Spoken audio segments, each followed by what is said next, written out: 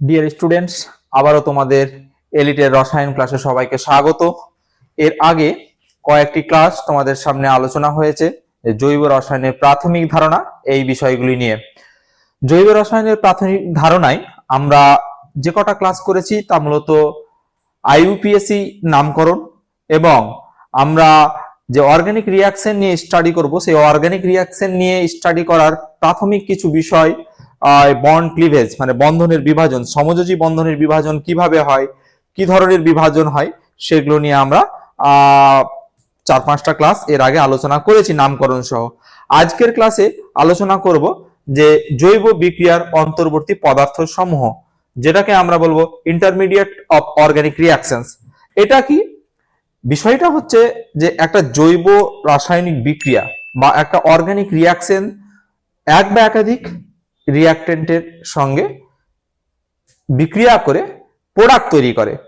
এক বা একাধিক রিয়াক্টেন্ট যখন পরস্পরের সাথে বিক্রিয়া করে প্রোডাক্ট তৈরি করে, তখন সেই প্রোডাক্টটা বা সেই বিক্রিয়াজাত পদার্থের মধ্যবর্তী ধাপে কতগুলো পদার্থ উৎপন্ন হয়, সেগুলোকে আমরা ইন্টারমিডিয়েটস বা অন্তর্বর্তী পদার্থ বলে জানি। তাহলে সেই অন্তর্বর্তী পদার্থগুলো কি, কিভাবে তৈরি হয়, তাদের ধর্ম কি, তারা কি স্থায়িত্ব কি, তাদের রাসায়নিক সক্রিয়তা কিভাবে হবে, তারা কতটা অ্যাক্টিভলি রাসায়নিক বিক্রিয়ায় পার্টিসিপেট করে, এই বিষয়গুলো নিয়ে আমরা আজকের ক্লাসে আলোচনা করব। তো আজকের ক্লাস শুরু করা যাক তাহলে।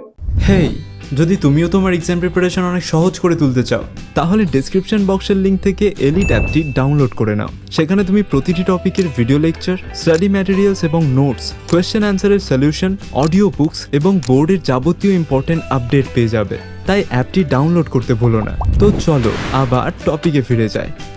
প্রথমেই অন্তর্বর্তী পদার্থ বা ইন্টারমিডিয়েটস কি, এই বিষয়টা নিয়ে আমরা জানবো। তাহলে অন্তর্বর্তী পদার্থ কোন জৈব বিক্রিয়া একাধিক ধাপে সংঘটিত হয়। বিক্রিয়ক এবং বিক্রিয়াজাত পদার্থের মাঝে যে সমস্ত রাসায়নিক গ্রুপ বা মূলক তৈরি হয় তাকে অন্তর্বর্তী পদার্থ বা ইন্টারমিডিয়েটস বলে। এখন আমি আগেই শুরুতেই বললাম যে আমরা যখন একটা অর্গানিক রিয়াকশন নিয়ে স্টাডি করব বা অর্গানিক রিয়াকশন নিয়ে জানবো, রিয়াক্টেন্ট থেকে যখন প্রোডাক্ট হচ্ছে, তখন রিয়াক্টেন্ট থেকে প্রোডাক্ট হওয়ার মাঝে কি কি পদার্থ তৈরি হচ্ছে সেইটা আমাদের দেখতে হবে। তাহলে মাঝে যে পদার্থটা তৈরি হচ্ছে রিয়াক্টেন্ট থেকে প্রোডাক্টে যাওয়ার পথে, সেই পথের মধ্যবর্তী পর্যায়ে যে পদার্থটা তৈরি হচ্ছে সেটাকে আমরা বলবো ইন্টারমিডিয়েটস বা অন্তর্বর্তী পদার্থ। তাহলে অন্তর্বর্তী পদার্থগুলো কি কি? অন্তর্বর্তী পদার্থগুলো একটা কার্বোক্যাটায়ন, আমরা এখানে দেখছি কার্বোক্যাটায়ন, ইংরেজিতে আমরা যদি লিখি এটা কার্বোক্যাটায়ন। কার্বোক্যাটায়ন কারা? এর আগে আমরা যখন সমযোজী বন্ধনের ক্লিভেজ বা বন্ড ক্লিভেজ সম্পর্কে যখন আমরা আলোচনা করেছিলাম, তখন আমরা দেখলাম যে বন্ড ক্লিভেজ মূলত দুই ভাবে হয়, একটা হোমোলিটিক ফিশন, একটা হেটেরোলিটিক ফিশন। হোমোলিটিক ফিশনে কি কি তৈরি হয় দেখেছি, ফ্রি রেডিক্যাল তৈরি হয়। হেটেরোলিটিক ফিশনে কি তৈরি হয় দেখেছি, নিউক্লিওফাইলস তৈরি হয় এবং কার্বোক্যাটায়নস তৈরি হয়। তাহলে এখানে আমরা দেখতে পাচ্ছি যে কার্বোক্যাটায়ন বা ইলেকট্রোফাইলস তৈরি হয়। তাহলে ইলেকট্রোফাইলস আর নিউক্লিওফাইলস তৈরি হয়। তাহলে সেক্ষেত্রে ইলেকট্রোফাইলস মানে আমরা দেখেছিলাম যে পজিটিভ চার্জ বিয়ারিং স্পেসিস, সেটা যদি কার্বন পরমাণুর উপরে হয় বা কার্বনের উপর যদি পজিটিভ চার্জ থাকে, তাহলে সেটাকে আমরা কি বলি, কার্বোক্যাটায়ন বলি। তাহলে এখানে কার্বোক্যাটায়ন, এটা নিয়ে ডিটেল ডিসকাশন হবে। কার্বনায়ন, এখানে ক্যাটায়ন বলছি আবার এখানে অ্যানায়ন বলছি, তার মানে এখানে কার্বনের মাথায় নিশ্চয়ই পজিটিভ চার্জ থাকবে, তাহলে এখানে কার্বনের মাথায় কার্বো অ্যানায়ন বলছি। কার্বো অ্যানায়ন মানে এখানে কার্বনের মাথায় নেগেটিভ চার্জ থাকবে, ঋণাত্মক আধান থাকবে, ওই কারণে এটাকে আমরা বলবো কার্ব অ্যানায়ন। এটা কি? Free radical. ফ্রি রেডিক্যাল আমরা মুক্তমূলক। হোমোলিটিক ফিশনে আমরা দেখেছি যে একটা কোভ্যালেন্ট বন্ডের যদি হোমোলিটিক ফিশন হয় তাহলে ফ্রি রেডিক্যাল তৈরি হয়। এর আগের ক্লাসে আমরা সেটা পড়েছি, দেখেছি। তো সেক্ষেত্রে আমরা এখানে দেখছি যে মুক্তমূলক, মুক্তমূলককে ইংরেজিতে আমরা বলি ফ্রি রেডিক্যাল। মুক্তমূলকের মাথায় বা কার্বনের মাথায় সেখানে কি থাকবে, একটা ইলেকট্রন ডট দেওয়া থাকবে, যেমন এটাকে আমরা ফ্রি রেডিক্যাল। এটা কার্বিন। কার্বিন এটা আলাদা একটা স্পেসিস, ইন্টারমিডিয়েট স্পেসিস, যে ক্ষেত্রে আমরা কার্বনের ওপরও এক ধরনের স্পেসিস যেখানে কি electron as a lone pair হিসেবে থাকে, সেটাকে আমরা কার্বিন বলি। কার্বিন, কার্বিন এখানে বেনজাইন দেখছি আমরা, বেনজাইন একটা ইন্টারমিডিয়েট স্পেসিস, তাহলে বেনজাইন আর নাইট্রিন। এখানে প্রাথমিক পর্যায়ে মূলত আমরা কি কি জানলাম, অন্তর্বর্তী পদার্থসমূহ বা ইন্টারমিডিয়েটস এর মধ্যে যে টাইপস আমাদের সিলেবাসে যে বিষয়গুলো রয়েছে সেগুলো নিয়ে আমরা জানলাম। তাহলে ইন্টারমিডিয়েটস কার্বোক্যাটায়ন, কার্বানায়ন, মুক্তমূলক বা ফ্রি রেডিক্যাল, তারপরে আমরা এখানে দেখছি কার্বিন, তারপরে রয়েছে বেনজাইন, তারপরে রয়েছে নাইট্রিন। আমাদের মূল ফোকাস মূলত থাকে কয়েকটা বিষয়ের ওপর, যেটা হচ্ছে যে কার্বোক্যাটায়ন, কার্বানায়ন, ফ্রি রেডিক্যাল, কার্বিন, এই সমস্ত বিষয় নিয়ে অধিকাংশ রিঅ্যাকশনস গুলো আমাদের সিলেবাসে আলোচনা হয়েছে। এগুলো ইন্টারমিডিয়েটের উপর ভিত্তি করে যতগুলো রিঅ্যাকশনস হয়েছে এগুলোই মূলত মূল ফোকাস থাকবে তোমাদের। কার্বানায়ন এটা, তারপরে এখানে মুক্তমূলক এটা নিয়ে আলোচনা হবে। কার্বিন মোরাললেস থাকে।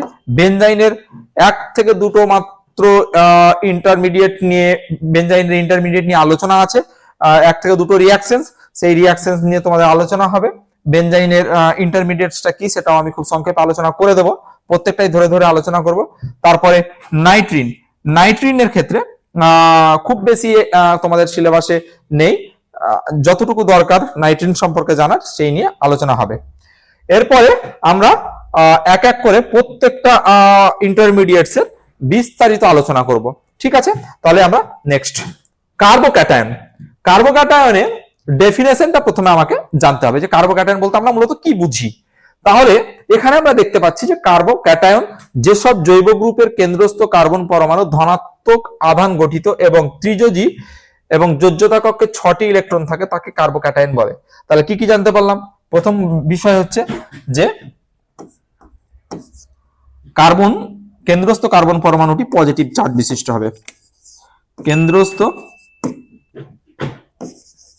কার্বন পরমাণুটি পজিটিভ আধান বিশিষ্ট হবে, এটা এক নাম্বার। তার মানে কি, কার্বনের মাথায় আমরা কি দেখব, এই যে এই ধরনের জিনিসগুলো দেখব, CH3+, আমরা দেখব কি CH3, CH2+, আমরা এই বিষয়গুলো দেখব। তারপর আমরা আরো দেখব CH3 2CH+। এই যে প্রত্যেকটা মূলক বা প্রত্যেকটা আমরা এই কার্বোক্যাটায়ন গুলোর মাথায়, কার্বনের মাথায় পজিটিভ চার্জ দেখছি, এটাকেই মূলত আমরা কার্বোক্যাটায়ন বলবো। তাহলে এখানে সেন্ট্রাল কেন্দ্রীয় পরমাণুকে এই কার্বনটা, এখানে কেন্দ্রীয় পরমাণু এই কার্বনটা, এখানে কেন্দ্রীয় পরমাণু হচ্ছে এই কার্বনটা। তাহলে প্রত্যেকটা কেন্দ্রীয় কার্বন পরমাণুর মাঝে কি থাকবে? পজিটিভ চার্জ থাকবে। তাহলে সেই পজিটিভ চার্জটা যদি থাকে তাহলে আমরা সেটাকে কিভাবে দেখবো? অ্যাজ এ কার্বোক্যাটায়ন কনসিডার করব। কার্বোক্যাটায়ন সবসময় একটা ইলেকট্রন ডেফিসিয়েন্ট বা ইলেকট্রন ঘাটতি সম্পন্ন স্পেসিস। তারা কি হিসাবে বিহেভ করবে? তারা আচরণ করবে অ্যাজ এ লুইস অ্যাসিড হিসাবে আচরণ করবে।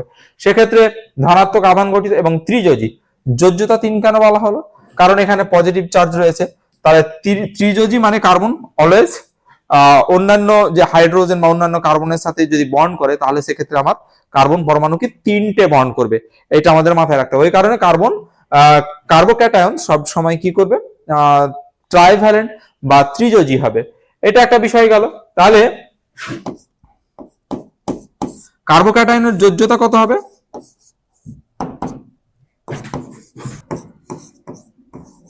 3, যোজ্যতা 3। যোজ্যতা কক্ষে টোটাল ইলেকট্রন কটা থাকবে? যোজ্যতা কক্ষে 6টি ইলেকট্রন।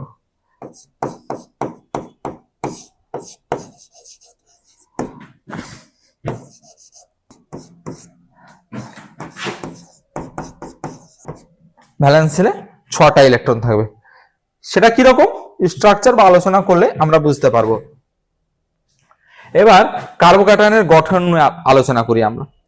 আমরা মূলত অ্যালকিল যে গ্রুপগুলো সেগুলোকে আমরা আর দ্বারা লিখি। তাহলে প্রথমে আমরা একটা কার্বোক্যাটায়ন লিখছি যেটা হচ্ছে আর সি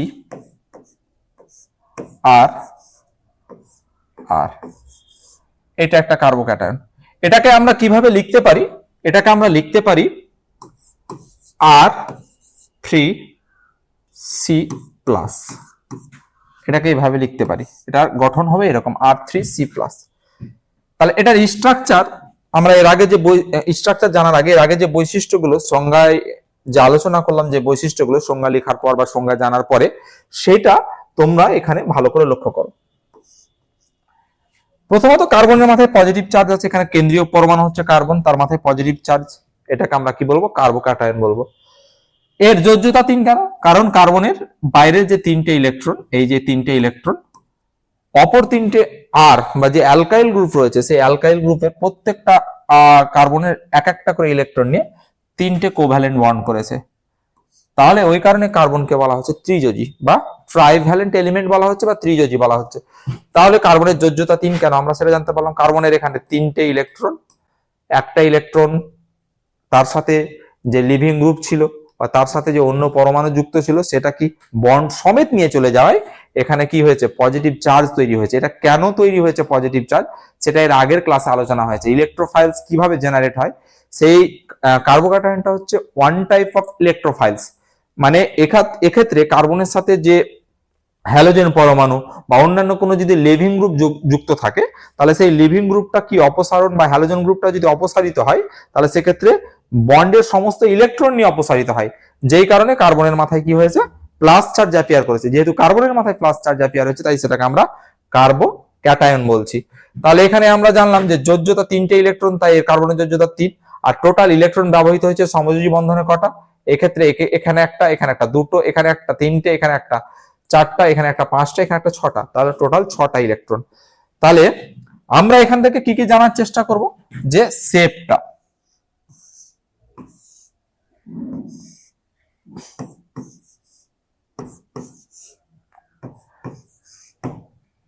এবার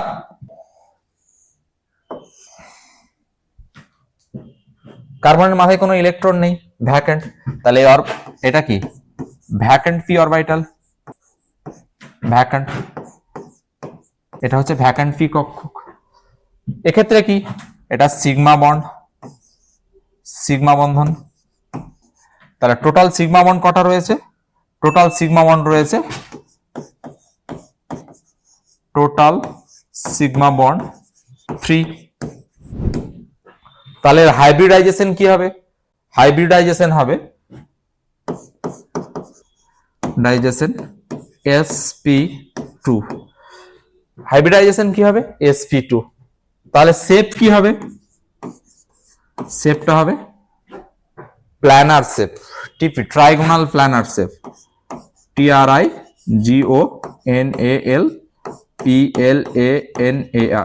ট্রাইগোনাল প্ল্যানার শেপ। এটাকে বাংলায় আমরা বলবো ত্রিকোণীয় সমতলীয়। তাহলে আমরা কি কি জানলাম, যে একটা কার্বোক্যাটায়ন যদি তৈরি হয়, তাহলে সেই কার্বোক্যাটায়নের একটা ভ্যাকেন্ট পি কক্ষক থাকে, যে ভ্যাকেন্ট পি কক্ষকটা এইটা। এরপর যে অ্যালকাইল গ্রুপ বা যে আর গুলো যুক্ত রয়েছে, সেগুলো কি সিগমা বন্ড দ্বারা তৈরি হয়েছে। Total number of sigma bond 3, তাহলে সিগমা বন্ড যেহেতু 3 রয়েছে, তাহলে এর হাইব্রিডাইজেশন হবে sp2। যেহেতু কোনো লোন পেয়ার নেই, তাহলে এটা কি হবে, 3টে যদি হয়, আমরা কেমিক্যাল বন্ডিং এ পড়েছি যে total number of sigma bond যদি 3 হয়, তাহলে তার হাইব্রিডাইজেশনটা হয় sp2। সেক্ষেত্রে যেহেতু কোনো লোন পেয়ার নেই, তাহলে কোনো কোনো lone pair bond pair repulsion নেই। এখানে নর্মাল যে অ্যাঙ্গেলটা থাকে সেটা হচ্ছে 120 ডিগ্রি। সুতরাং এটা ট্রাইগোনাল প্ল্যানার শেপ হবে। কি শেপ হবে, ট্রাইগোনাল প্ল্যানার শেপ হবে। ঠিক আছে, এটা হচ্ছে ট্রাইগোনাল প্ল্যানার শেপ। তাহলে শেপটা আমরা মনে রাখবো। তাহলে আমরা কার্বোক্যাটায়নের গঠন এবং নামকরণ গুলো জানলাম। এবার নামকরণের ক্ষেত্রে কি হবে, নামকরণের ক্ষেত্রে আমরা যেটা কার্বোক্যাটায়নে জানার চেষ্টা করব, সেটা হচ্ছে যে এখানে আমরা জেনে যাব নামকরণে যে কার্বোক্যাটায়নের শ্রেণী বিভাগ। তাহলে কার্বোক্যাটায়নটাকে আমরা কি কি টাইপস ক্যাটাগরি করতে পারি, সেগুলো নিয়ে আলোচনা করব। এখানে আমরা দেখতে পাচ্ছি যে কার্বোক্যাটায়ন এখানে প্রাইমারি বা 1 ডিগ্রি রয়েছে কার্বোক্যাটায়ন, তারপর রয়েছে সেকেন্ডারি, তারপর রয়েছে টার্সিয়ারি। এগুলোকে আমরা কিসের বেসিসে প্রাইমারি বলবো, কিসের বেসিসে সেকেন্ডারি বলবো, বা কিসের বেসিসে টার্সিয়ারি বলবো, এগুলো আমরা জানার চেষ্টা করব। প্রথমত আমরা এখানে যে CH3 প্লাস, এটাকে কোথা থেকে এসছে, মিথেন থেকে এসছে। তাহলে আমরা যখন আইইউপিএসসি নামকরণ পড়েছিলাম তখন CH3+ কে আমরা কি বলি বা CH3 গ্রুপটাকে কি বলি সেটা আমরা জেনেছিলাম, যে মিথেন থেকে যদি আমরা একটা হাইড্রোজেনকে রিপ্লেস করি তাহলে সেটা কি হয়ে যায়, CH3 তৈরি হয়। তাহলে হাইড্রোজেন যদি রিপ্লেস হয়ে যায় তাহলে এটাকে মিথাইল বলি। এখানে কার্বনের মাথায় প্লাস আছে, তাহলে এটা কার্বোক্যাটায়ন, তাহলে এটার নামকরণ হবে মিথাইল কার্বোক্যাটায়ন। কি নামকরণ হবে এটার? Methyl carbocation. তাহলে এটার নামকরণ হচ্ছে মিথাইল কার্বোক্যাটায়ন।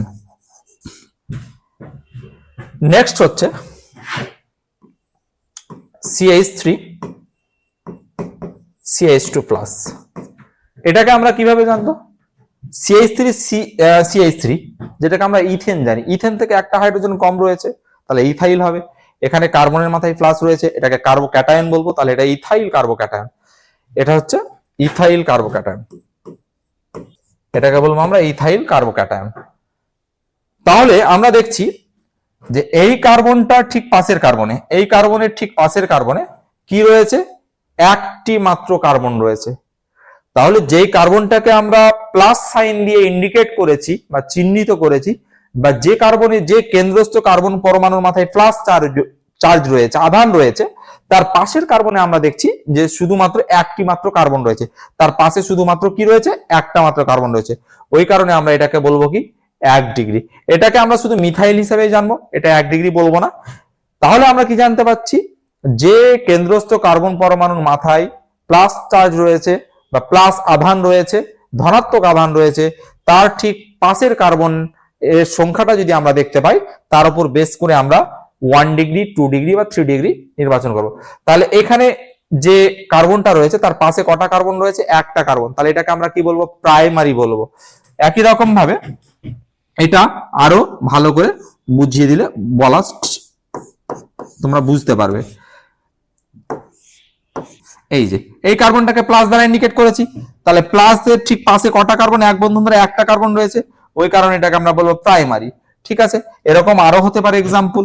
এটা হচ্ছে ইথাইল কার্বোক্যাটায়ন, তারপর প্রোপাইল কার্বোক্যাটায়ন হতে পারে CH3 CH2 CH2। এটার পাশে কটা কার্বন রয়েছে, একটা কার্বন রয়েছে। এই কার্বনটা না, ঠিক পাশের কার্বনটাকে কনসিডার করবো, যেটা সরাসরি কি কোভ্যালেন্ট বন্ড দ্বারা অ্যাটাচ রয়েছে। তাহলে এখানে কোভ্যালেন্ট বন্ড দ্বারা সংযুক্ত রয়েছে একটাই মাত্র কার্বন, সেটাকে আমরা কি বলবো, প্রাইমারি কার্বোক্যাটায়ন বা 1 ডিগ্রি কার্বোক্যাটায়ন। তাহলে আশা করি তোমরা বুঝতে পেরেছো। এরপরে আমরা আসছি 2 ডিগ্রি কার্বোক্যাটায়নে। 2 ডিগ্রি কার্বোক্যাটায়নে কিভাবে আমরা চিনবো, তাহলে আমরা একটা উদাহরণ লিখছি, CH3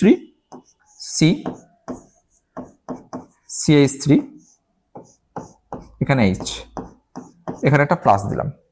তাহলে এই কার্বনটা মাথায় প্লাস রয়েছে, এটা কেন্দ্রস্থ কার্বন পরমাণু। এর ঠিক পাশে কটা কার্বন রয়েছে, এর ঠিক পাশে আমরা দেখতে পাচ্ছি যে এখানে একটা কার্বন রয়েছে, এখানে একটা কার্বন রয়েছে। তাহলে টোটাল কটা কার্বন রয়েছে, দুটো কার্বন রয়েছে। তাহলে এই দুটো কার্বনের ক্ষেত্রে আমরা কি হিসাবে কি বললাম আমি ডেফিনেশনে, বা আমরা এটা কি হিসাবে জানবো, এটাকে আমরা জানবো যে সেকেন্ডারি কার্বোক্যাটায়ন। ঠিক আছে, এটাকে আমরা 2 ডিগ্রি বা সেকেন্ডারি কার্বোক্যাটায়ন। এরকম আরো অনেক এক্সাম্পল রয়েছে। এটাকে কি বলবো, আইসোপ্রোপাইল কার্বোক্যাটায়ন। এটাকে আমরা আইসোপ্রোপাইল কার্বোক্যাটায়ন বলতে পারি, সেকেন্ডারি কার্বোক্যাটায়ন বলতে পারি। যেটা পছন্দ হবে, যে নামকরণটা তোমাদের ভালো লাগবে সেই নামকরণটা তোমরা লিখবে। তাহলে এটা হচ্ছে সেকেন্ডারি কার্বোক্যাটায়নের একটা এক্সাম্পল। তাহলে এটা হচ্ছে আইসোপ্রোপাইল কার্বোক্যাটায়ন। ঠিক আছে, এরপর আরো এক্সাম্পল সেকেন্ডারি CH3। আচ্ছা,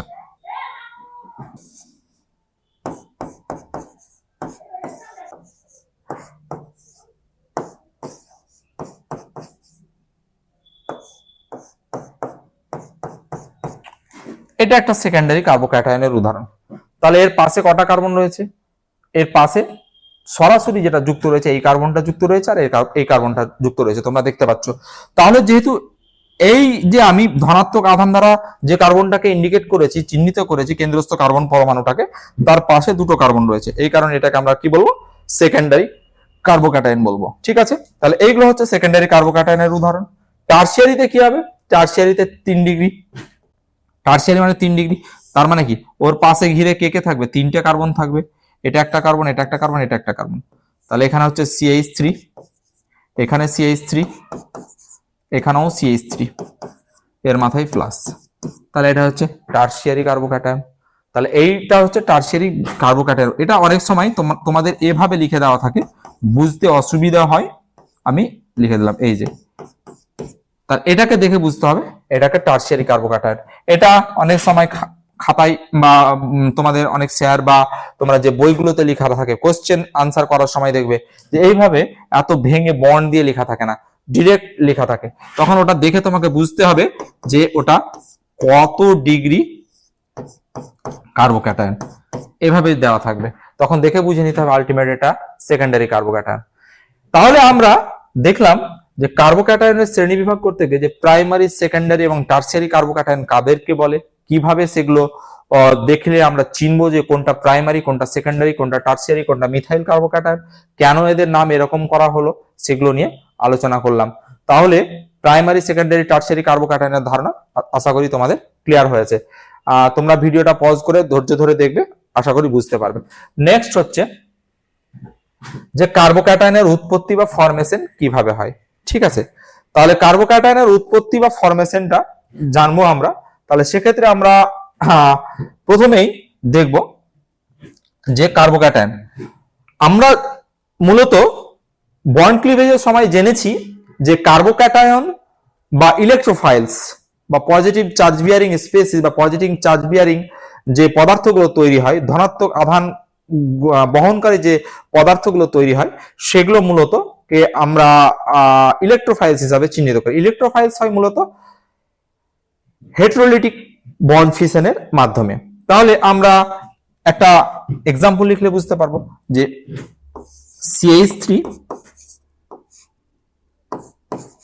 Br, এটার নাম আমরা সবাই জানি মিথাইল ব্রোমাইড। তাহলে ব্রোমিন লিভিং গ্রুপ হিসাবে বন্ড নিয়ে বেরিয়ে গেল Br মাইনাস, তাহলে কি হলো CH3 প্লাস, এটা তৈরি হলো প্লাস Br মাইনাস তৈরি হলো। তাহলে আমরা এখানে দেখতে পাচ্ছি যে ব্রোমিন ইলেকট্রোনেগেটিভ এলিমেন্ট, তাহলে ব্রোমিন কি হচ্ছে এবং গুড লিভিং গ্রুপ, খুব ভালো লিভিং গ্রুপ। তাহলে ব্রোমিন তার ইলেকট্রনটা নিয়ে বেরিয়ে গেল, এই কার্বনের ইলেকট্রনটাও নিয়ে বেরোলো, নিজের ইলেকট্রনটাকে নিয়ে বেরোলো, তাহলে একটা অতিরিক্ত ইলেকট্রন তার মাথায় থাকবে, ওই কারণে এখানে মাইনাস দেওয়া রয়েছে। আর কি হবে, এই যে কার্বনটা ইলেকট্রন ঘাটতিটা ভুগবে, ওই কারণে ওর মাথায় কি দেওয়া রয়েছে, প্লাস দেওয়া রয়েছে, ওই কারণে এটা হচ্ছে মিথাইল কার্বোক্যাটায়ন। এটাকে আমরা কি বলবো, মিথাইল ব্রোমাইড থেকে ব্রোমিন বেরিয়ে গেছে, এটাকে আমরা বলছি মিথাইল কার্বোক্যাটায়ন, মিথাইল কার্বোক্যাটায়ন। ঠিক আছে, একই রকম ভাবে আমরা আরো কিছু উদাহরণ জানবো, সেটা হচ্ছে যে CH3 C CH3 H Br, এটাকে আমরা কি বলবো, আইসোপ্রোপাইল ব্রোমাইড। আইসোপ্রোপাইল ব্রোমাইডকে ওয়াটার সলিউশন, জলীয় দ্রবণে যদি আমরা রিঅ্যাক্ট করাই, বিক্রিয়া করাই, তাহলে কি হবে, জলীয় দ্রবণে যদি বিক্রিয়া করাই তাহলে এখান থেকে কি ব্রোমিনটা লিভিং গ্রুপ হিসাবে বেরিয়ে যাবে। আর একটা জিনিস আমাদের খুব ভালোভাবে মনে রাখা উচিত, কার্বোক্যাটায়নের জেনারেশন বা উৎপত্তিটা তখনই হবে যেটা হচ্ছে যে আমরা কোনো অ্যালকিল হ্যালাইডকে বা কোনো অর্গানিক জৈব যৌগকে যদি জলীয় দ্রবণে দিই, তাহলে জলীয় দ্রবণ বা পোলার ফ্লোটিক সলভেন্ট ইউজ করি, তাহলে সেক্ষেত্রে কিন্তু কার্বোক্যাটায়নের জেনারেশন হয় বা উৎপত্তি হয়। এটা একটা বিষয়। আর একটা বিষয় তোমাদের খুব ভালোভাবে জেনে রাখা উচিত, যেটা হচ্ছে যে ব্রোমিনের প্রতি আসক্তি আছে এরকম কোনো মেটাল ধাতুকে যদি আমরা দিই, যেমন সিলভার এজি, ব্রোমিনের প্রতি স্পেশাল অ্যাফিনিটি আছে, তাহলে সিলভারের সাথে যদি রিয়াকশন করায় তাহলে এজিবিআর তৈরি করবে, ব্রোমিন সিলভারের সাথে যুক্ত হয়ে যাবে, তখন এটা কি হবে, কার্বোক্যাটায়ন প্রডিউস হবে। এই জিনিসগুলো আমাদের মাথায় রাখতে হবে। তাহলে এটা যদি হয় তাহলে কি হবে, এখান থেকে ব্রোমিনটা বেরিয়ে গেল, তাহলে আমরা এটা CH3H প্লাস, এখানে কার্বোক্যাটায়ন প্রডিউস হলো। আমি আরো একটা এক্সাম্পল লিখছি, তাহলে বুঝতে সুবিধা হবে। এটা আমরা সবাই জানি,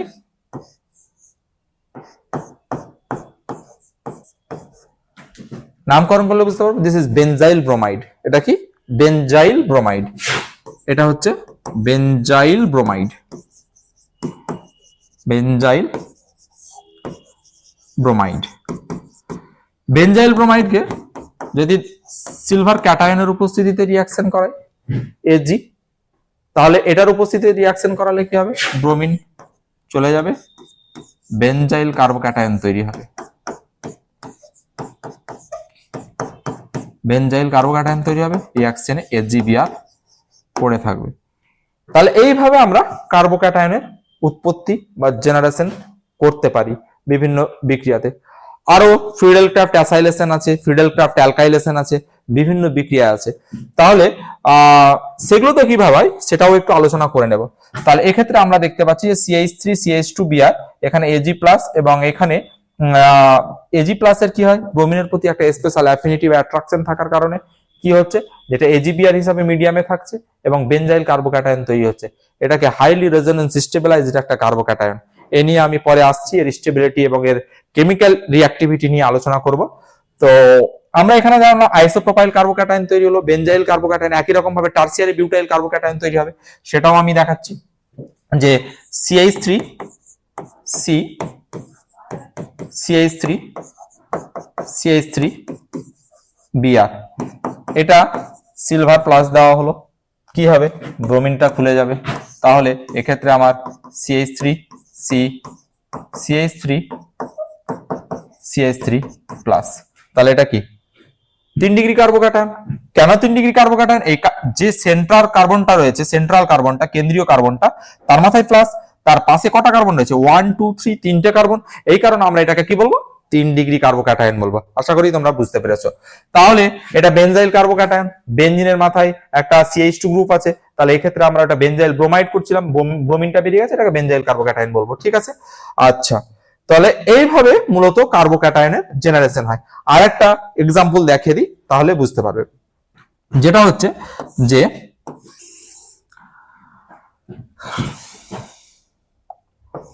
CH3 Cl AlCl3, AlCl3 কি জানি আমরা, লুইস অ্যাসিড, এটা একটা ইলেকট্রন ডেফিসিয়েন্ট কম্পাউন্ড।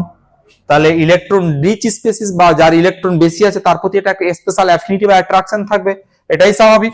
তাহলে কি হবে, AlCl3 এখান থেকে ক্লোরিনটাকে নিয়ে নেবে, দিয়ে কি তৈরি করবে, CH3 প্লাস AlCl4 মাইনাস তৈরি করবে, ঠিক আছে। তাহলে এইভাবে কার্বোক্যাটায়ন গুলো তৈরি হয়, ঠিক আছে। তাহলে আশা করি কার্বোক্যাটায়নের উৎপত্তি কিভাবে হয় তোমরা বুঝতে পেরেছো। এরপরে নেক্সট স্লাইডে নিস্তড়িত জৈব যৌগের সমযোজী বন্ধনের অসম বিভাজন, এটা কিছুটা আলোচনা করলাম, আরো ডিটেল আলোচনা আমি করে দিচ্ছি। যে নিস্তড়িত জৈব যৌগ, নিস্তড়িত কোনগুলো, যেগুলো আমি এক এক করে আবারও বলে দিচ্ছি। যে নিস্তড়িত CH3 Br, এটা তোমরা খাতা পেন নিয়ে লিখে নেবে। এক্ষেত্রে কি হচ্ছে, এটাকে জলীয় দ্রবণে দিলে।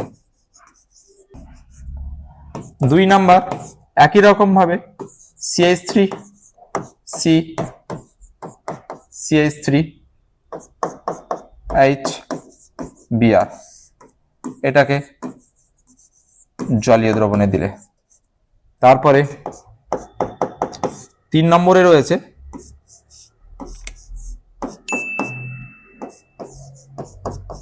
CH2 Br, এটা Ag+ ক্যাটায়নের সাথে বিক্রিয়া করছে। 4 নম্বরে রয়েছে, এগুলো সব নিস্তড়িত।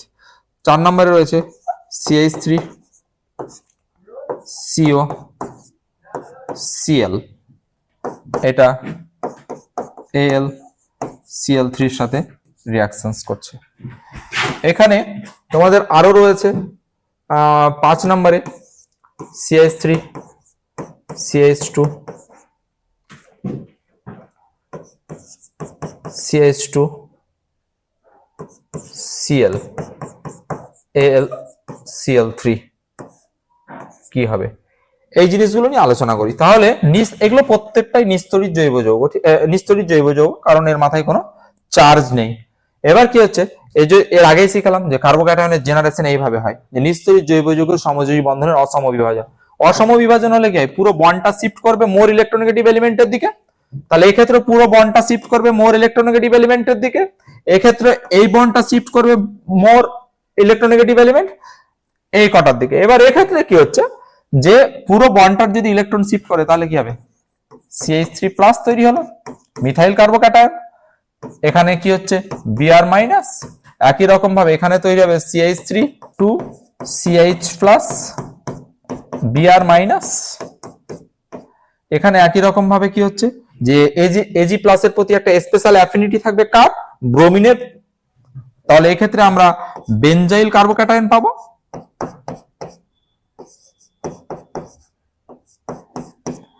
ঠিক আছে, এবার AlCl3 কি লুইস অ্যাসিড, ক্লোরিনটাকে কি করবে অ্যাকসেপ্ট করবে, ক্লোরিনের যে ইলেকট্রন ক্লোরিন যুক্ত হয়ে যাবে এই লুইস অ্যাসিডের সাথে, দিয়ে কি তৈরি করবে এখানে একটা AlCl4 মাইনাস তৈরি করবে।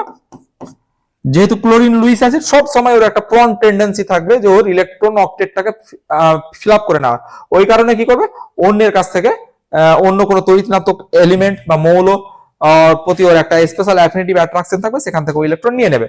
তাহলে ইলেকট্রন নিয়ে নিলে এটা কি হবে AlCl4 মাইনাস হয়ে যাবে। তাহলে এই বন্ডটা যদি একটা পুরোটা যদি এখানে শিফট হয় তাহলে এটা কি হয়ে যাবে অ্যাসাইল কার্বোক্যাটায়ন তৈরি হবে, অ্যাসাইলিয়াম কার্বোক্যাটায়ন তৈরি হবে। একই রকম ভাবে এই ক্ষেত্রে এইখানে একটা ইন্টারেস্টিং ব্যাপার রয়েছে, এক্ষেত্রে একটা ইন্টারেস্টিং ব্যাপার রয়েছে যে এটা AlCl4 যে তৈরিটা হবে এটা অবশ্যই হবে, কিন্তু এখানে যে কার্বোক্যাটায়নটা তৈরি হবে, কার্বোক্যাটায়ন একটা জিনিস তোমাদের যখন কেমিক্যাল রিঅ্যাকশন পড়ানো হবে তখন এই বিষয়টা নিয়ে আরো ডিটেইলে ডিসকাশন করা হবে। মাইন্ড ইট, অবশ্যই মনে রাখতে হবে যে কার্বোক্যাটায়ন যখন তৈরি হয় যদি পসিবিলিটি থাকে যে 1 ডিগ্রি থেকে সেটা 2 degree through hydrogen migration or methyl group shift, যে কোনো মিথাইল মাইগ্রেশন বা হাইড্রোজেন গ্রুপ মাইগ্রেশনের ফলে, হাইড্রোজেন অ্যাটম মাইগ্রেশনের ফলে সেটাকে যদি রিঅ্যারেঞ্জমেন্ট করার পসিবিলিটিস থাকে, তাহলে 1 ডিগ্রি থেকে যদি 2 ডিগ্রি বা 2 ডিগ্রি থেকে যদি 3 ডিগ্রি কার্বোক্যাটায়ন তৈরি হয় তাহলে সেক্ষেত্রে কিন্তু রিঅ্যারেঞ্জমেন্ট অ্যাজ পসিবল অ্যাজ করতে হবে তোমাদের, এটা যাতে মাথায় থাকে। তাহলে এই ক্ষেত্রে সেই জিনিসটা আমি দেখাচ্ছি।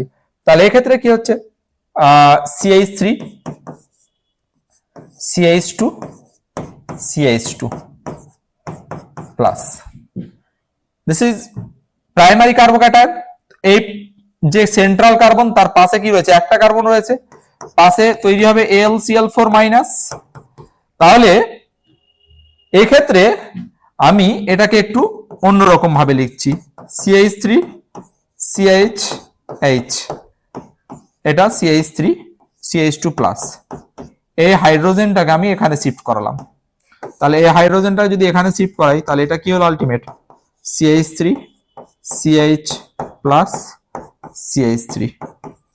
তাহলে একটা হাইড্রোজেন শিফট করানোর ফলে যদি এটা স্টেবিলিটি বাড়ে তাহলে সেটাই করতে হবে, যেহেতু হাইড্রোজেন শিফটের মাধ্যমে এটা স্টেবিলিটি পাচ্ছে।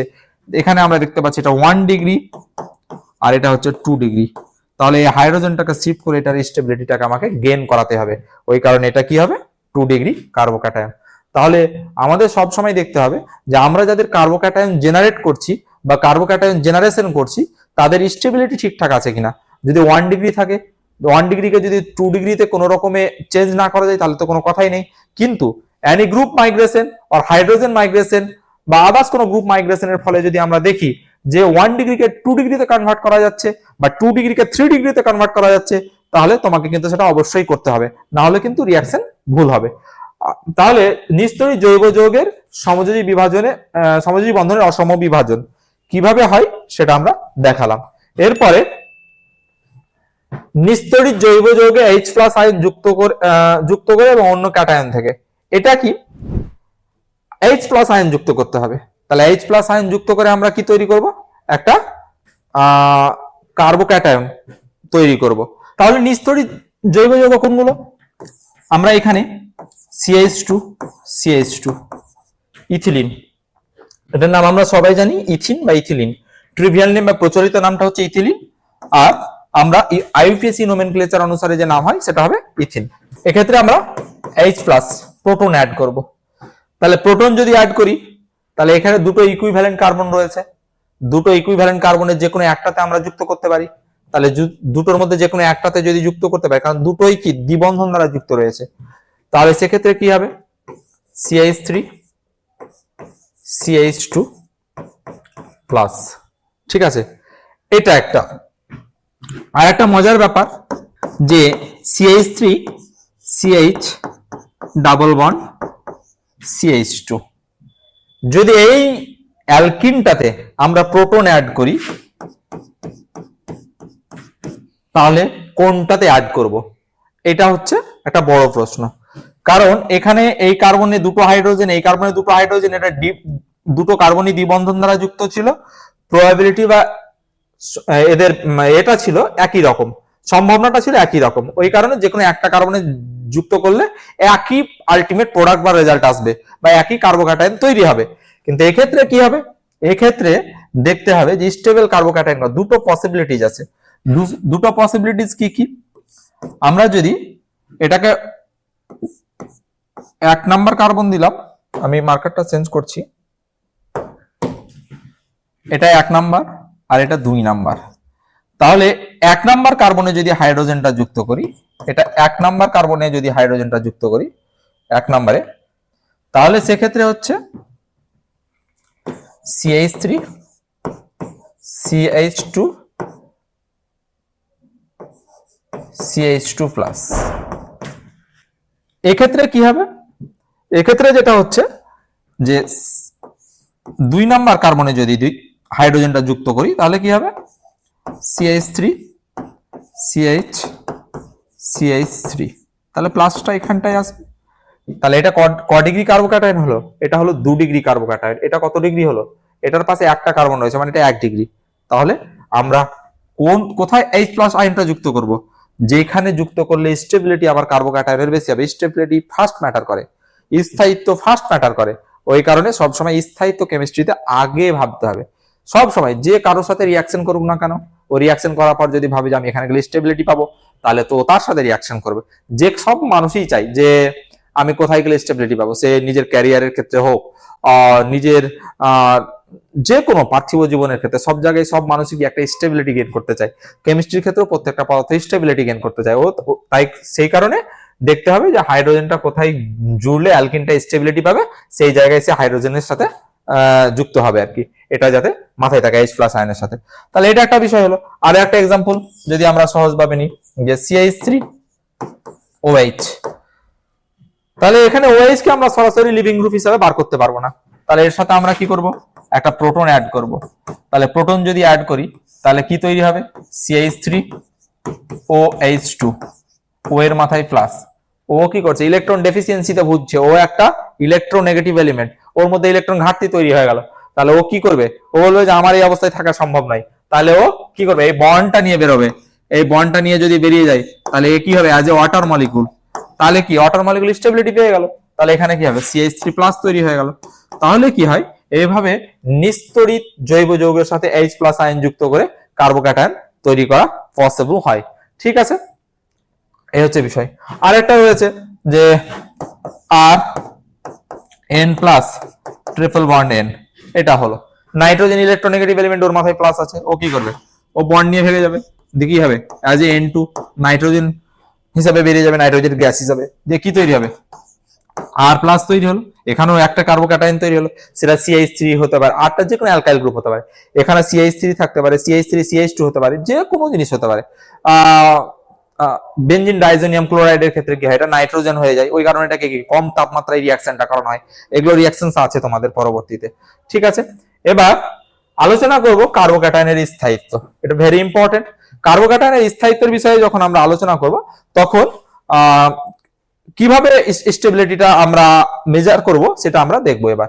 ঠিক আছে, তাহলে প্রথমেই বলে রাখি যে স্টেবিলিটির ক্ষেত্রে আমরা যেটা কয়েকটা জিনিস মাথায় রাখবো, যদি সবকটাই মানে অ্যালিফ্যাটিক যৌগ থাকে, যেমন কোনগুলো, CH3+, CH3, CH2, CH3, C, CH3 plus H,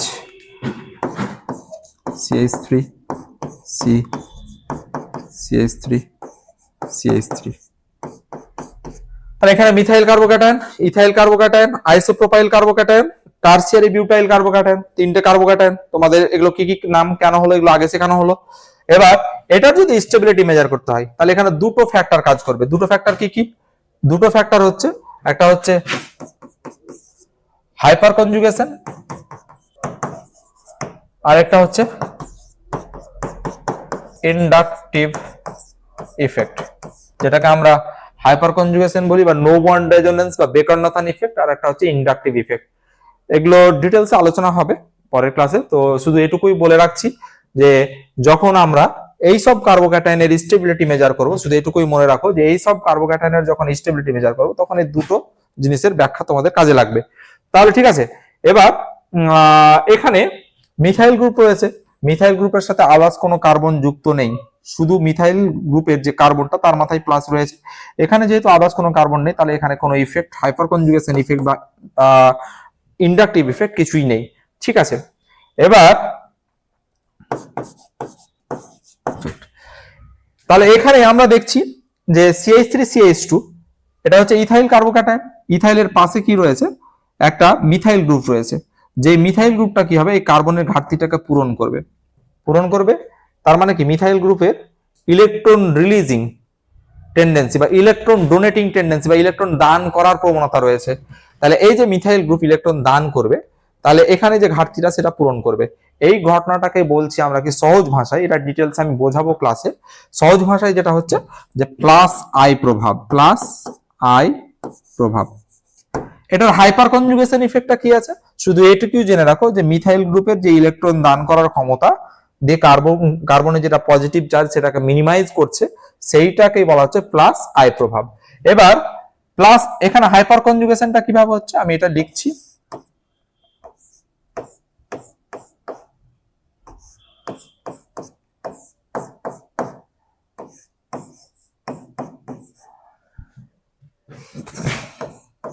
এই বন্ডটা এখানে শিফট হলো, তাহলে এর মাথায় প্লাস CH2,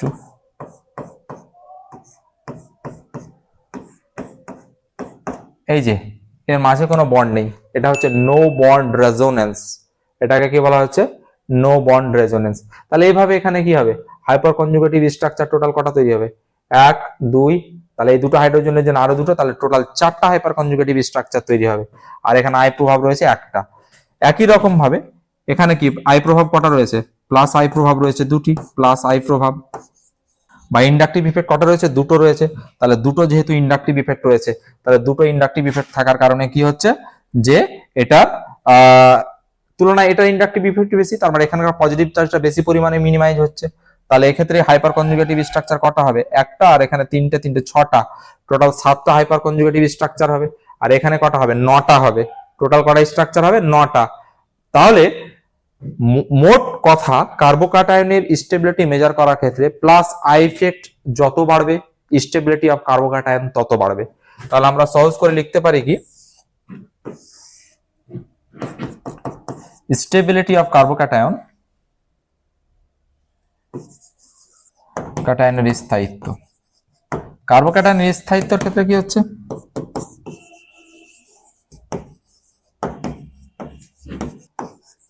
প্লাস আই প্রভাব যত বেশি হবে কার্বোক্যাটায়নের স্থায়িত্ব তত বেশি হবে। 2, কার্বোক্যাটায়নের স্থায়িত্ব সমানুপাতিক কি? Hyper conjugative effect. তাহলে হাইপার কনজুগেটিভ ইফেক্ট যত বেশি হবে কার্বোক্যাটায়নের স্থায়িত্ব তত বেশি হবে। এখানে প্লাস আই প্রভাব যত বেশি হবে কার্বোক্যাটায়নের স্থায়িত্ব তত বেশি হবে। ঠিক আছে, এরপরে আমরা এদের সক্রিয়তা নিয়ে আলোচনা করব। তাহলে এখানে কি প্লাস আই প্রভাব মিথাইল গ্রুপের কটা রয়েছে? 3টে, প্লাস আই প্রভাব 3। হাইপার কনজুগেটিভ স্ট্রাকচার কটা? স্ট্রাকচার বা গঠন কটা হচ্ছে? হাইপার কনজুগেটিভ স্ট্রাকচার বা গঠন এখানে টোটাল হবে 9টা, আর মূল একটা, তাহলে টোটাল হচ্ছে 10টা। এখানে কটা হবে? 7টা। টোটাল হাইপার কনজুগেটিভ স্ট্রাকচার কটা হবে? HC গঠন। HC গঠন মানে হাইপার কনজুগেটিভ গঠন। এটা হচ্ছে 3 3 6 7টা।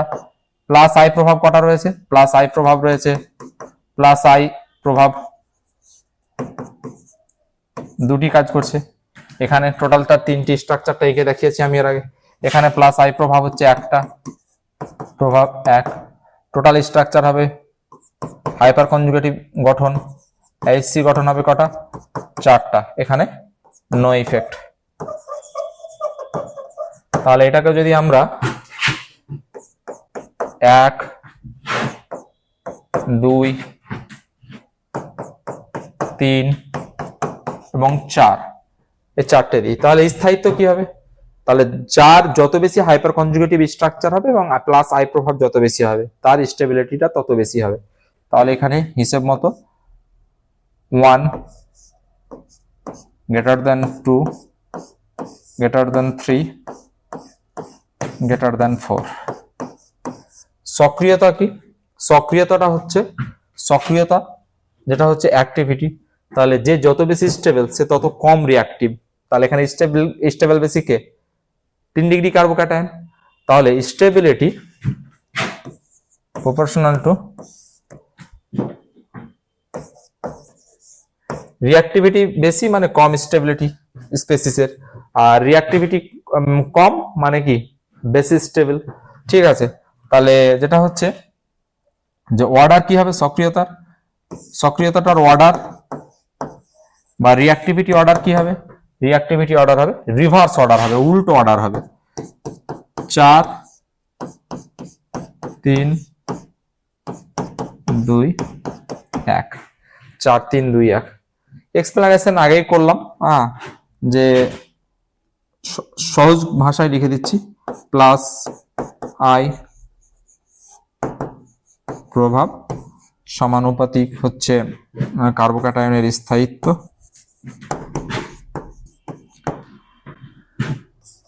হাইপার কনজুগেশন জনিত প্রভাব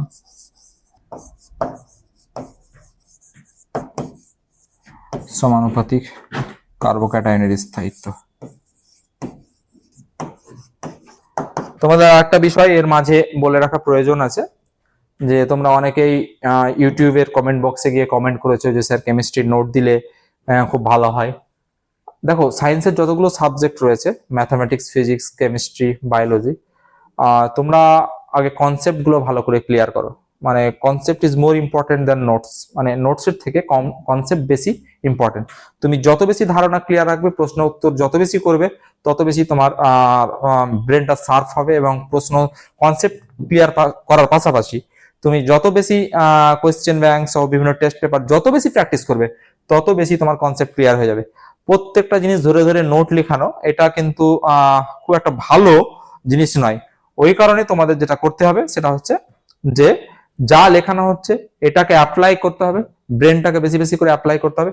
তারপর কিছু প্রশ্ন আছে, সেই প্রশ্নগুলোতে নিয়ে আমি আলোচনা করব। বারবারই প্রত্যেকটা ভিডিওতে বলছি, এই ভিডিওতেও বলছি, যে আমি তোমাদের এখানেও আবার স্মরণ করিয়ে দিতে চাইছি যে তোমরা নিশ্চিন্ত থাকো, তোমাদের পরীক্ষা কিভাবে ভালো রেজাল্ট করাতে হয় তার দায়িত্ব পুরো এলিট ফ্যামিলির।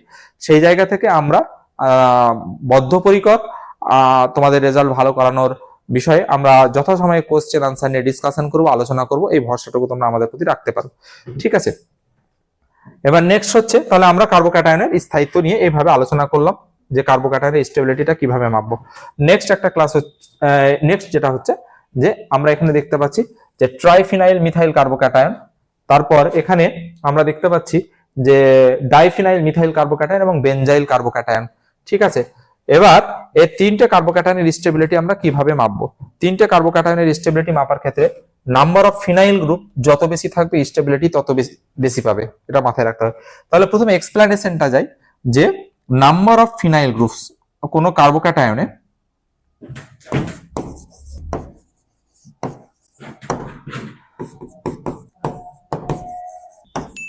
ফিনাইল গ্রুপের সংখ্যা যত বেশি হবে, ফিনাইল গ্রুপের সংখ্যা যত বেশি হবে কার্বোক্যাটায়নের স্থায়িত্ব তত বেশি হবে।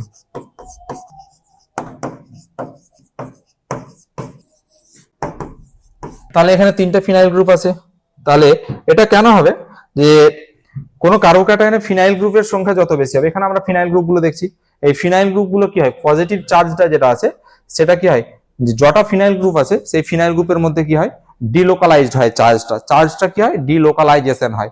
তাহলে এখানে একটা দুটো তিনটে ফিনাইল গ্রুপের মধ্যে চার্জটা ডিলোকালাইজেশন হচ্ছে। এখানে কটা ফিনাইল গ্রুপের মধ্যে হচ্ছে? এটা দুটো ফিনাইল গ্রুপের মধ্যে হচ্ছে, আর এখানে একটা ফিনাইল গ্রুপের মধ্যে হচ্ছে।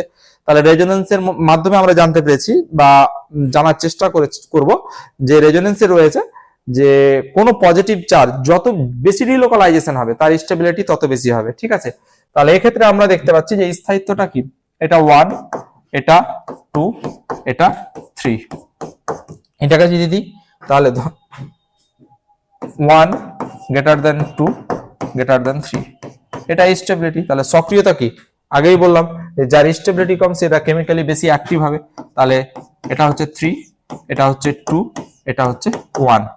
তাহলে আমরা এই জায়গাটাই আবার আমি রিপিট করতে চাইছি এই কারণ অনেক সময় এই জায়গা থেকে প্রশ্ন দেয় যে triphenyl methyl carbocation, diphenyl methyl carbocation এবং বেনজাইল কার্বোক্যাটায়ন, এই যে এটা দেওয়া হয়, এই প্রশ্নটা যদি দেয় যে এদের স্থায়িত্ব অর্ডার কি হবে, তাহলে নাম্বার অফ ফিনাইল গ্রুপ যত বেশি হবে সেক্ষেত্রে কি হয়, নাম্বার অফ রেজোনেটিং স্ট্রাকচার তত বেশি হয় এবং চার্জের ডিলোকালাইজেশন তত বেশি হয়। এক্ষেত্রে কি ফিনাইল গ্রুপ তুলনামূলকভাবে একটা কমেছে, চার্জের ডিলোকালাইজেশন কম হবে। একই রকম ভাবে এখানে শুধুমাত্র একটা রয়েছে, তাহলে দুটোর তুলনায় একদমই চার্জের ডিলোকালাইজেশন কম হবে, রেজোনেটিং স্ট্রাকচারের সংখ্যা কম হবে। তাহলে সব থেকে রেজোনেটিং গঠনের সংখ্যা সবচেয়ে বেশি কার হবে, প্রথমটা। তাহলে ওই কারণে প্রথমটার স্থায়িত্ব সবচেয়ে বেশি হবে। নাম্বার অফ রেজোনেটিং স্ট্রাকচার যত বেশি হবে তার স্থায়িত্ব তত বেশি হবে, কারণ সেখানে কি মোর চার্জ ডিলোকালাইজেশন হয়। এখানে তাহলে তিনটা রয়েছে, এখানে দুটো রয়েছে, একটা রয়েছে। স্থায়িত্বের ক্রম এটা, সক্রিয়তা এটা, ব্যাখ্যা এটা। ঠিক আছে, কার্বন আয়ন কোন জৈব গ্রুপের ধনাত্মক আধান ধর্মী কেন্দ্রস্থ কার্বনটি ত্রিযোজী যার যোজ্যতা কক্ষে মোট 8টি ইলেকট্রন থাকে তাকে কার্বন আয়ন বলে। ঠিক আছে, তাহলে আমরা কার্বন আয়ন কাকে বলবো, যে কার্বন, এর আগে জানলাম যে কার্বনের মাথায় যদি পজিটিভ চার্জ থাকে তাহলে তাকে কার্বোক্যাটায়ন বলে। এবার কার্বনের মাথায় যদি নেগেটিভ চার্জ হয় তাহলে তাকে কার্বন বলে। ঠিক আছে, তাহলে আমরা কার্বন আয়নের ক্ষেত্রে আমরা কি জানবো, যেমন একই রকম ভাবে CH3- এটাকে আমরা কার্বন আয়ন বলবো। একই রকম ভাবে CH3CH2- এটাকে আমরা কি বলবো, ইথাইল কার্বন আয়ন বলবো। CH3CH3H- এটাকে আমরা আইসোপ্রোপাইল কার্বন আয়ন বলবো। এটাকে আমরা টারসিয়ারি বিউটাইল কার্বন আয়ন বলবো। ঠিক আছে, তাহলে এগুলো হচ্ছে কার্বন আয়নের সংখ্যা। এবার এখানে আমরা দেখতে পাচ্ছি যে কি হয়, কার্বন প্রত্যেকটার ক্ষেত্রে কি হয়েছে যে কার্বনের মাথায় যারা মাইনাস চার্জ থাকবে, যাদের যোজ্যতা 3 হবে, 3টে করে বন্ড করেছে, কিন্তু electron, number of electron, total valence electron বেশি হবে, যেহেতু কার্বনের মাথায় মাইনাস আছে। কার্বোক্যাটায়নে কি ছিল, প্লাস ছিল, ওই কারণে তার ইলেকট্রন ঘাটতি ছিল, এখানে এক্সেস ইলেকট্রন রয়েছে। তাহলে টোটাল ইলেকট্রন কটা রয়েছে, একটা সমযোজী বন্ধনের জন্য কটা, দুটো। তাহলে এখানে 6টা, আর এই যে মাইনাস চার্জ মানে এখানে দুটো ইলেকট্রন রয়েছে, মানে টোটাল 8টা ইলেকট্রন রয়েছে। ঠিক আছে, তাহলে এক্ষেত্রে হ্যাঁ টোটাল ইলেকট্রন 8টা রয়েছে, সেটা হচ্ছে আমরা কার্বন আয়ন বলবো। এবার কার্বন আয়নের গঠনাকৃতি কি, কার্বন আয়নের গঠনাকৃতি সেম, যেটা হচ্ছে এইভাবে আমরা লিখলাম, এক্ষেত্রে আর আর আর এটা পি অরবিটালে দুটো লোভে একটাতে ইলেকট্রন থাকে, একটাতে কি থাকে, ফাঁকা থাকে। তাহলে এটাকে আমরা কার্বন আয়ন বলছি। ওই কারণে এটার হাইব্রিডাইজেশন কি হবে, হাইব্রিডাইজেশন হচ্ছে যেহেতু নাম্বার অফ লোন পেয়ার্স এবং sigma bond, total number of sigma bond 3, sigma বন্ধন কটা রয়েছে, 3টে। লোন পেয়ার কটা,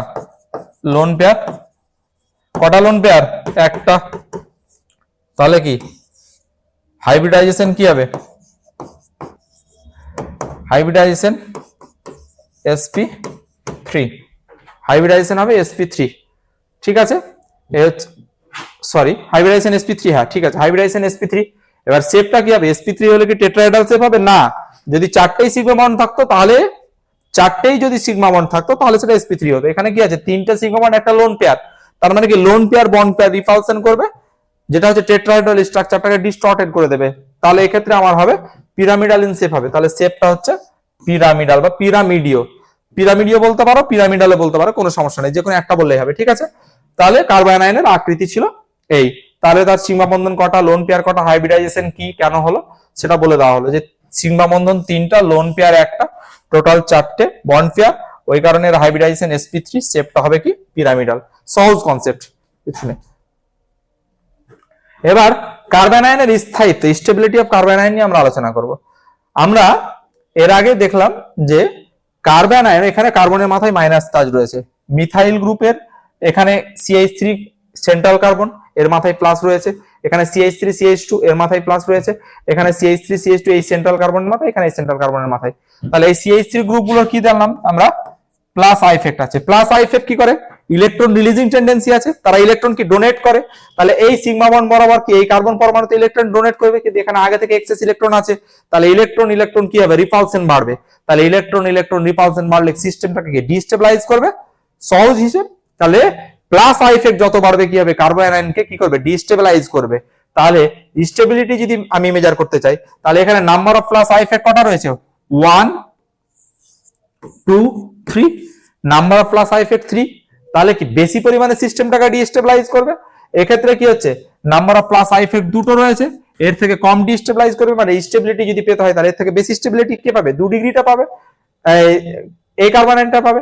এক্ষেত্রে কি হবে, আমার যেটা রয়েছে CH3 CH2 ethyl carbon ion, তাহলে এটা এর তুলনায় যেহেতু এখানে একটা প্লাস আই ইফেক্ট রয়েছে, সুতরাং এর বেশি স্টেবিলিটি পাবে, যেহেতু ইলেকট্রন মানে এখানে দুটো প্লাস আই মিলে যে পরিমাণ ইলেকট্রন ডোনেট করতে পারবে, এখানে একটা প্লাস আই মিলে তার থেকে কম ইলেকট্রন ডোনেট করতে পারবে। তাহলে সব থেকে বেশি স্টেবিলিটি কি পাবে, এটা, তারপরে এটা, তারপরে এটা, তারপরে এটা। তাহলে স্টেবিলিটি যদি হয় তাহলে এটা হবে 1, এটা 2, এটা 3, এটা 4। তাহলে স্টেবিলিটি অর্ডারে কি হবে, স্টেবিলিটি অর্ডারে হবে মিথাইল কার্বন আয়ন সব থেকে বেশি স্টেবল, তারপরে 2, তারপরে 3, তারপরে 4। ঠিক আছে, এটা গেল। রিঅ্যাক্টিভিটিতে কি হবে, তাহলে যে বেশি স্টেবল সে কম রিঅ্যাক্টিভ আমরা জানি, আর যে কম স্টেবল সে কি বেশি রিঅ্যাক্টিভ। তাহলে এক্ষেত্রে আমরা দেখতে পাচ্ছি যে এটা কম স্টেবল, তার মানে এটা রিঅ্যাক্টিভিটি বেশি হবে, তার মানে এটা হবে 4 3 2 1। এক্সপ্লানেশন কি হবে, এক্সপ্লানেশনের জায়গাটায় আমরা লিখব যে কার্বন আয়নের ক্ষেত্রে প্লাস আই ইফেক্ট প্রপোর্শনালিটি কি করে, 1/স্টেবিলিটি। তার মানে প্লাস আই ইফেক্ট যদি বাড়ে স্টেবিলিটি কমবে। ঠিক আছে, তাহলে প্লাস আই ইফেক্টের সংখ্যা যত বাড়বে স্টেবিলিটি তত কমবে। এটা ছিল কার্বন আয়নের স্টেবিলিটির ব্যাখ্যা। ঠিক আছে, তাহলে আমরা কার্বন আয়নের ক্ষেত্রে দেখব যে প্লাস আই প্রভাব যত বাড়বে কার্বন আয়নের যে সেন্ট্রাল কার্বনের যে মাইনাস চার্জ সেটাকে ডিস্টেবিলাইজ করে, ওই কারণে কি হয় যে আমার কার্বন আয়নের স্টেবিলিটি কমে।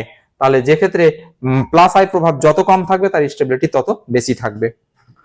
নেক্সট হচ্ছে, এখানে আমরা দেখছি যে ট্রিপল বন্ড, ডাবল বন্ড এবং সিঙ্গেল বন্ড দিয়ে কয়েকটা জিনিস দেওয়া রয়েছে। ঠিক আছে, তাহলে এক্ষেত্রে আমরা দেখছি ট্রিপল বন্ড মানে কি, এই কার্বনের হাইব্রিডাইজেশন কি, sp। এই কার্বনের ডাবল বন্ড মানে কি, এই কার্বনের হাইব্রিডাইজেশন sp2। এক্ষেত্রে কি রয়েছে, এটা আরো ভেঙে যদি লেখা হয় তাহলে CH3 CH2 minus carbon carbon single bond রয়েছে, দ্যাট ইজ sp3। তাহলে এক্ষেত্রে s ক্যারেক্টার এখানে কি 50%, s ক্যারেক্টার 50%, এখানে s ক্যারেক্টার কত 33%, আর এখানে হচ্ছে s ক্যারেক্টার 25%। ঠিক আছে, s ক্যারেক্টার হচ্ছে 25%।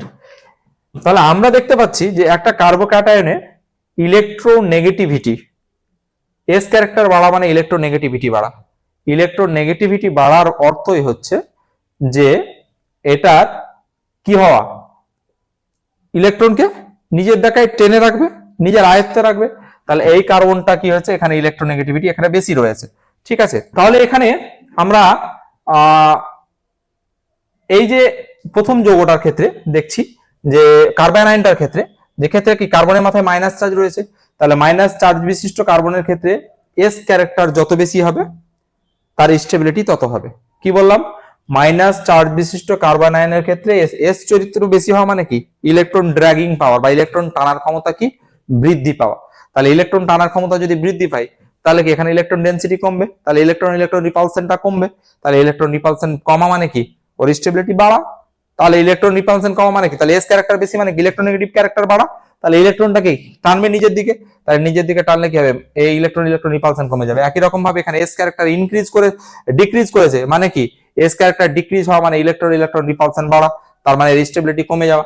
তার মানে এখানে methyl group plus I effect রয়েছে একটা, তাহলে কি প্লাস আই ইফেক্ট কি কার্বন কার্বন রিপালশন পারবে, তার মানে এস ক্যারেক্টার এখানে 25%। তাহলে নাম্বার অফ এস ক্যারেক্টার যত বাড়বে কার্বন আয়নের স্টেবিলিটি তত কমবে। তাহলে এস ক্যারেক্টার কার্বন আয়নের এস চরিত্র যত বেশি হবে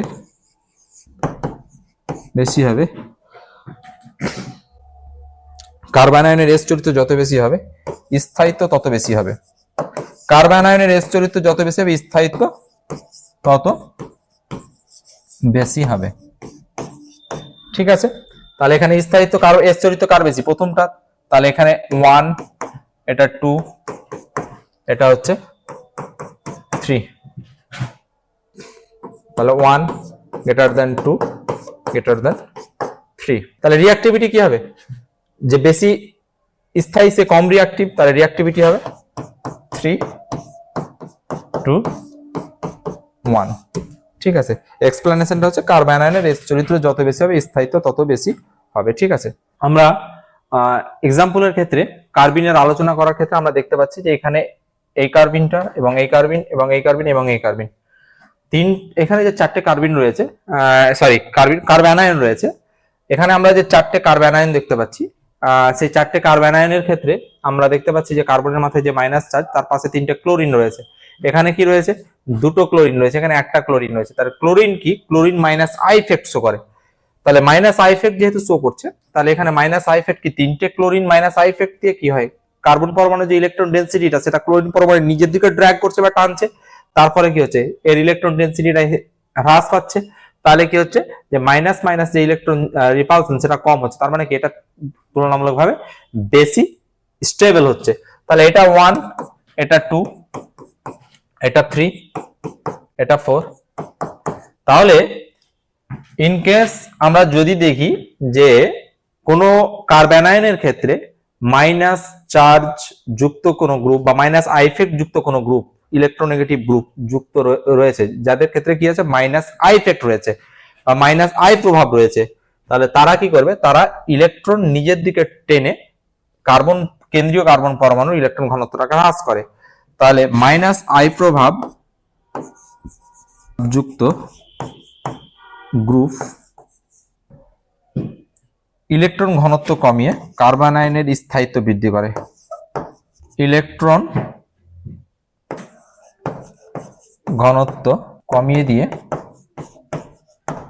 কার্বন আয়নের স্থায়িত্ব বৃদ্ধি করে।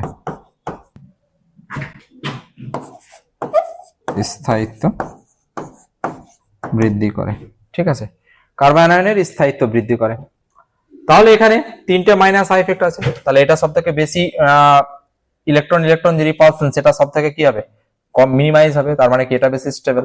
তাহলে 1 greater than 2 greater than 3 greater than 4। তাহলে এখানে রিঅ্যাক্টিভিটি কি হবে 4 3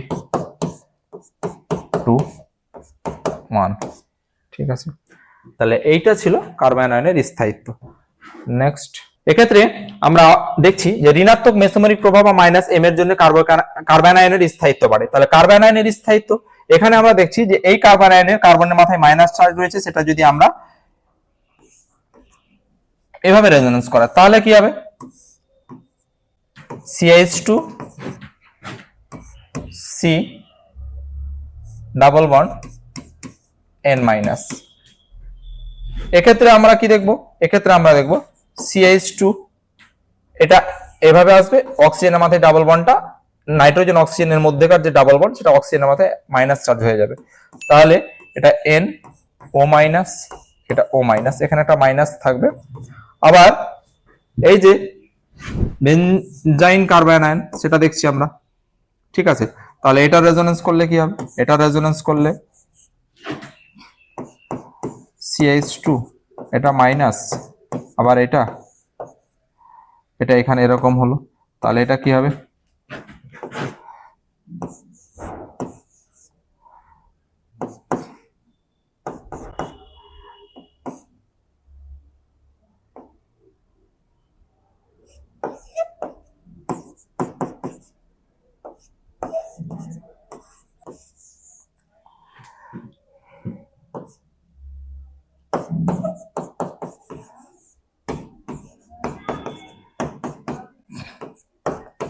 তাহলে এইভাবে মাইনাস চার্জ পুরো বেঞ্জিন রিং এর মধ্যে ডিসপার্সাল করে দেয়, ছড়িয়ে দেয়, দিয়ে খেয়ে সিস্টেমটা স্টেবিলিটি গেইন করে। তাহলে এইভাবে কার্বন আয়নের স্থায়িত্ব বাড়ে। ঠিক আছে, তো এই হচ্ছে বিষয়। আমরা আজকে মূলত শিখলাম যে কার্বোক্যাটায়ন এবং কার্বন আয়ন এর তোমাদের সিলেবাসে যতটুকু রিকোয়ারমেন্ট কনসেপ্টের ততটুকু আমি দিলাম, ধারণা দিলাম। এই বিষয়গুলো তোমরা ভিডিওতে দেখার পর টেক্সট বই থেকে ভালো করে পড়বে, এবং যেগুলো বুঝতে অসুবিধা হবে আশা করি ভিডিও পজ করে দেখবে, তাহলে তোমাদের কনসেপ্টটা ক্লিয়ার হয়ে যাবে।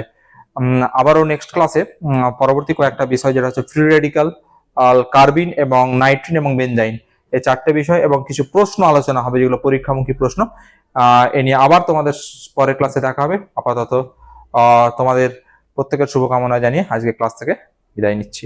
এই ধরনের এডুকেশনাল ভিডিও আরও দেখতে চ্যানেলটিকে সাবস্ক্রাইব করে এলিট পরিবারের মেম্বার হয়ে যাও। Thank you so much and always remember, knowledge worth sharing.